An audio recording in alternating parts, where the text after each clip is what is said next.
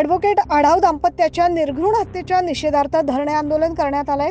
यासोबतच advocate welfare act त्वरित लागू करावा अशी मागणी वकील बार असोसिएशनने केली आहे। पाहूया याबाबतचं सविस्तर वृत्त। अहमदनगर जिल्ह्यातील राहुरी न्यायालयात वकिली व्यवसाय करणारे ॲडव्होकेट राजाराम आढाव आणि त्यांच्या पत्नी ॲडव्होकेट मनीषा आढाव यांची गुन्हेगारांनी निर्घृण हत्या केली आहे। सदर घटना ही माणुसकीला काळीमा फासणारी आहे। या घटनेच्या निषेधार्थ तसेच प्रलंबित ॲडव्होकेट प्रोटेक्शन ॲक्ट आणि ॲडव्होकेट वेलफेअर ॲक्ट लागू करण्यात यावा या मागणीसाठी मंगळवारी 31 जानेवारी रोजी नाशिक बार असोसिएशनच्या वतीनं जिल्हा न्यायालयाच्या बाहेर धरणे आंदोलन करण्यात आले होते।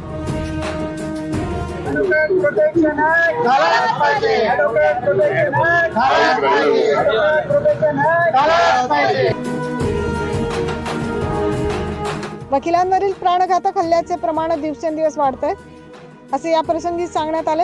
नाशिक बार असोसिएशनचे अध्यक्ष नितीन ठाकरे यांनी याबाबत अधिक माहिती दिली आहे। राहुरी येथे आमचे सहकारी ॲडव्होकेट राजाराम आढाव आणि त्यांच्या सौभाग्यवती या दोघांवरती पक्षकाराने जो काही भ्याड हल्ला केला आणि त्यांचा खून केला त्याचा निषेध म्हणून नाशिक वकील संघाच्या वतीनं आज इथं धरणे आंदोलन आपण करत आहोत आणि त्या ठिकाणी एक निवेदन आम्ही सर्व वकील वर्गाच्या वतीनं माननीय जिल्हाधिकारी साहेबांकडे दिलेलं आहे।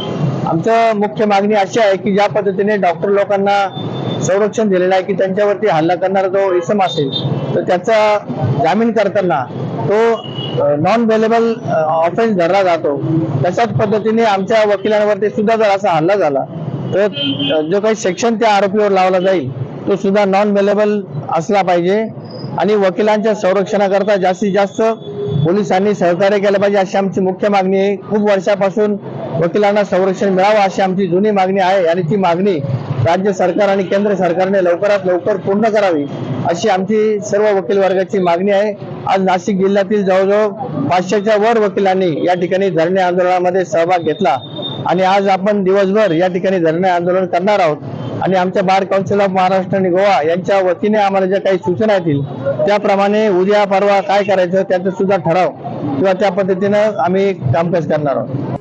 सदरील गुन्ह्याचा तपास योग्य रीतीने व निष्पक्षपातीपणाने होऊन सदर खटला जलद गतीने चालवण्यात यावा तसेच आरोपींना जास्तीत जास्त कठोर शासन करण्यात यावे अशी मागणी यावेळी तमाम वकील वर्गांनी केली।